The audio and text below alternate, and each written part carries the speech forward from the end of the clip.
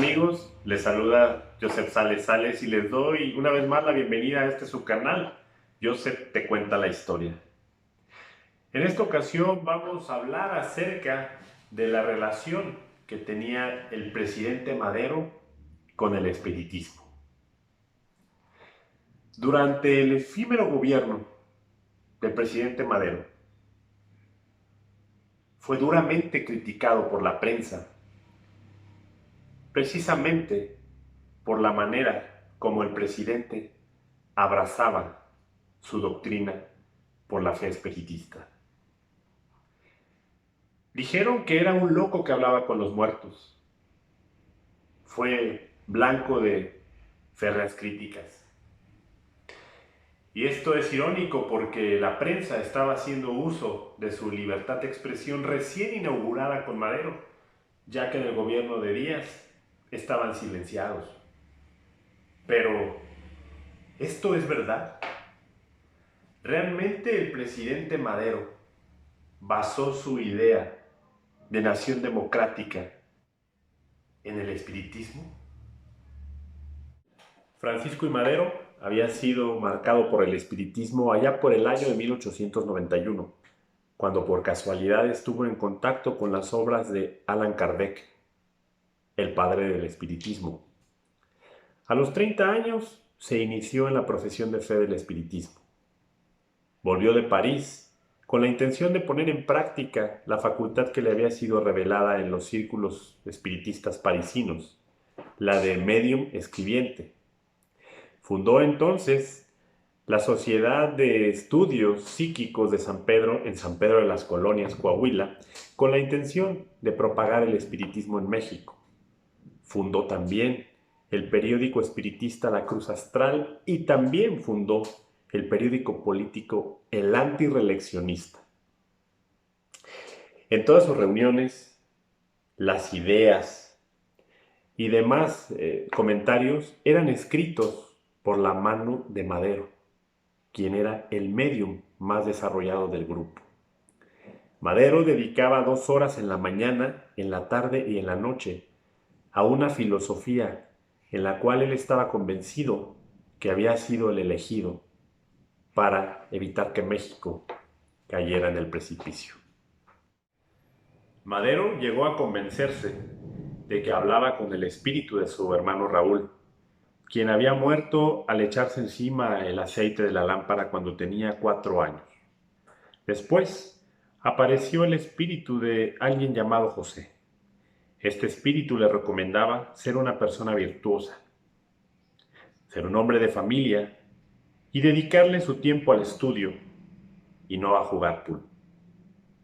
Los espíritus de Raúl y José urgían a Madero a asumir una tarea que cambiaría el destino del país y lo llevarían a una nueva época.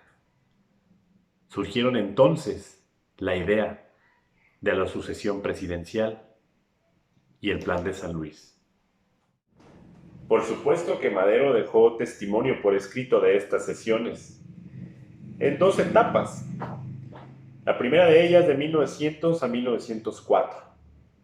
En este periodo, estos espíritus lo incitaban a dejar a un lado las tentaciones como las mujeres y el juego.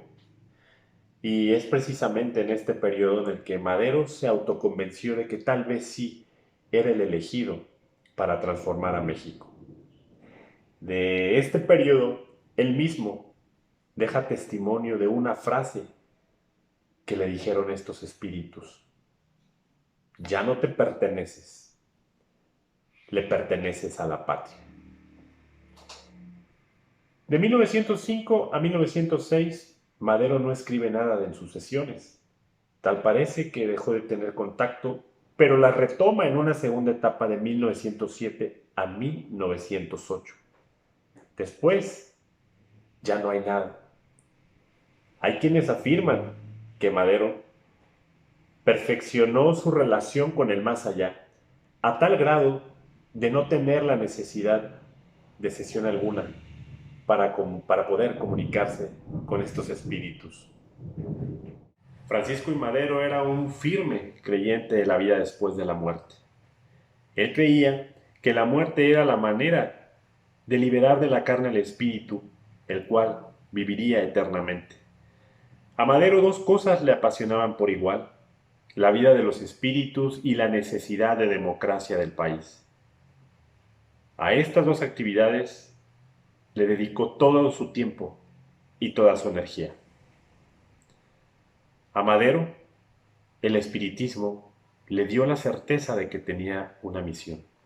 Desafortunadamente, los espíritus que lo aconsejaban no sabían predecir el futuro y fueron incapaces de advertirle la traición que lo llevaría a la tumba. Madero no fue el único personaje de la Revolución Mexicana que se involucró en el espiritismo. Calles lo hizo un año antes de morir.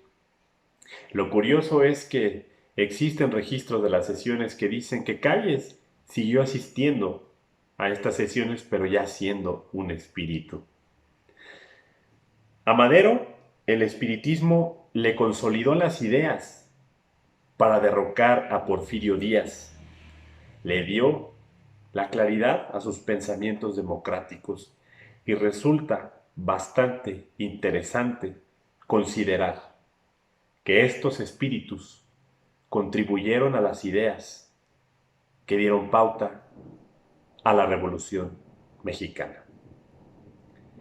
Madero, en sus memorias, escribió que el espiritismo fue algo que lo devoró por dentro.